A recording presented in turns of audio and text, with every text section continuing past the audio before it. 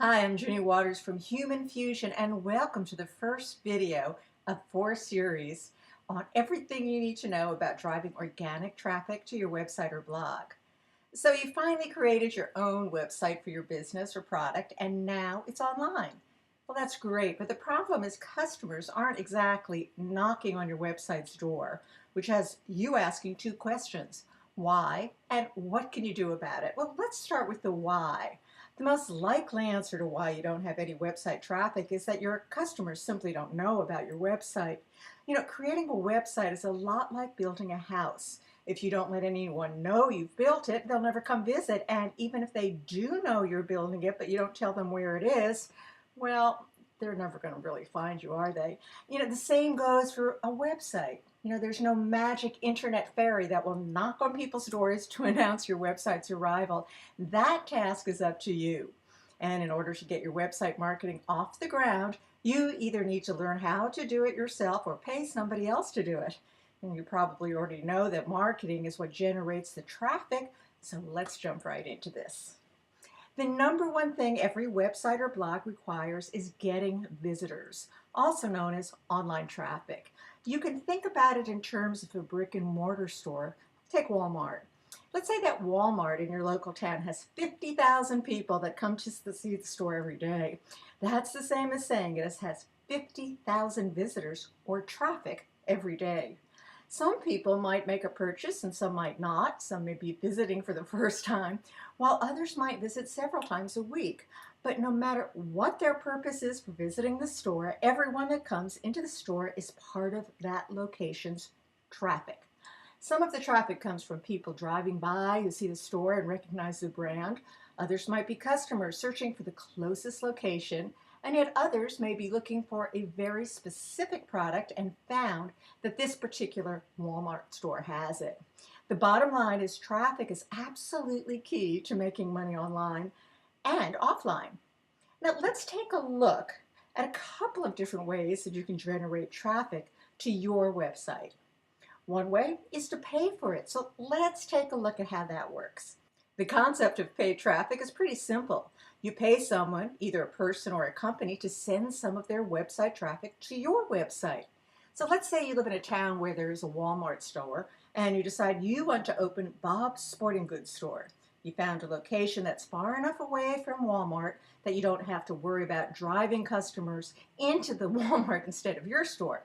Your store also carries a wider selection of high-end professional sporting goods and accessories. So even though you both sell some sporting goods, you're not really in competition with Walmart.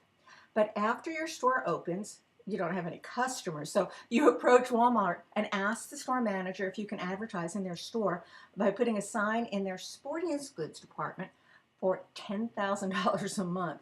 Now that's paid advertising in a nutshell. Now let's take a look at this concept and bring it to the online world.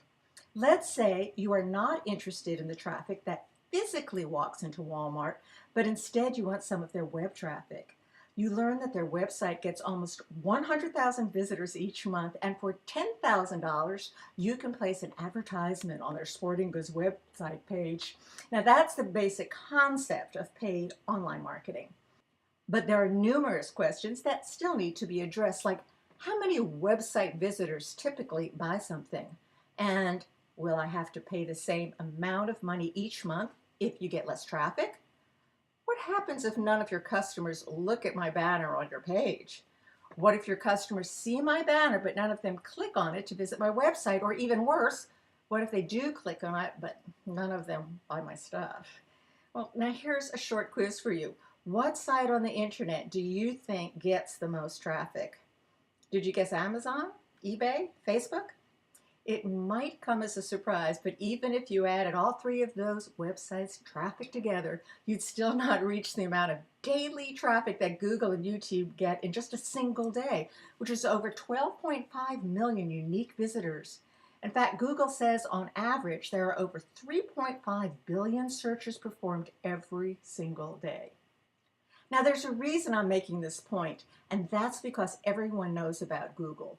It's one of the first places businesses look when they want to buy traffic for their websites, and for good reason. It's a huge traffic source. So let's say that instead of approaching Walmart, which isn't even on the top 10 list for website traffic, you approach Google and tell them you'd like to advertise your website and product on their website.